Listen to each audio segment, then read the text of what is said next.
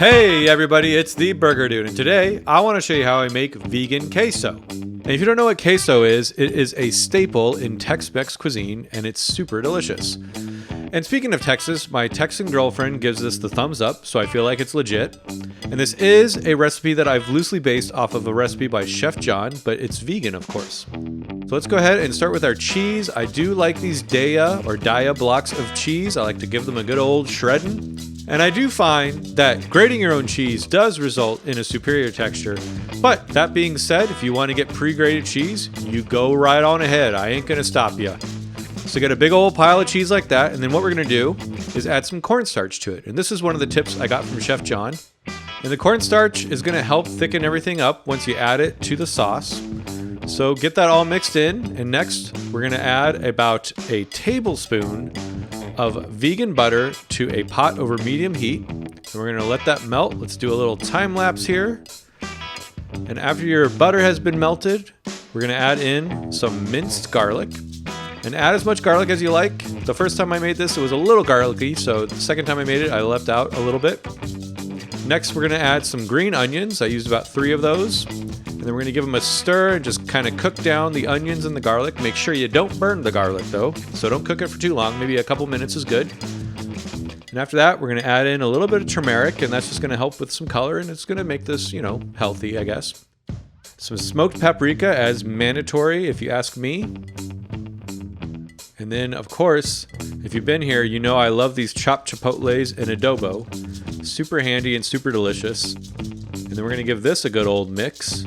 There's gonna be a lot of mixing in this. This is basically just a mix-in sort of recipe. And then, of course, we gotta have the nutritional yeast. And we're gonna do some garlic salt as well.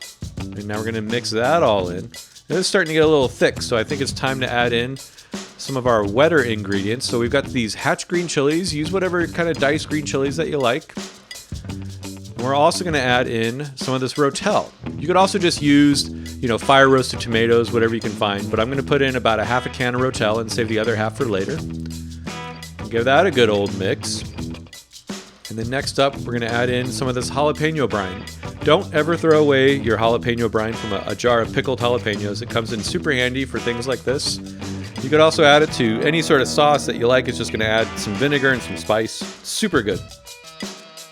Now with the plant-based milk, the first time I made this, I threw in 2 cups and it worked out great.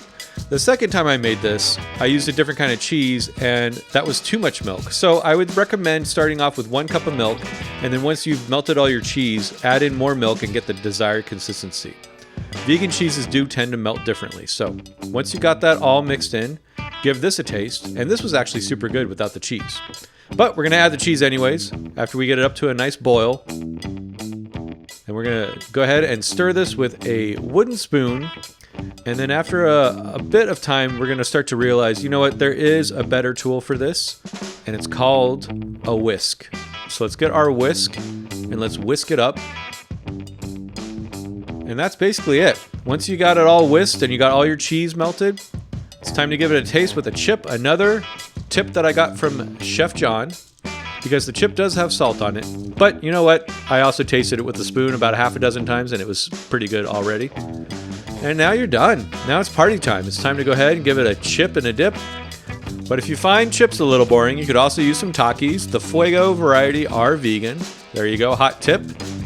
And of course, if you find that boring, just simply dipping a Taki in queso, you could just get a big old plate of them and go ahead and just douse them in that beautiful sauce like I did here. Or, of course, you could put it on a burger like I am apt to. And if you're sitting here going, I like that burger, but I like those Takis too. Can we do something about that? And the answer is yeah. We could put some Takis and queso on a burger. But whether you want to get boring or wild, or spicy or mild, I really hope you do enjoy making this queso. And I'll see you all next week.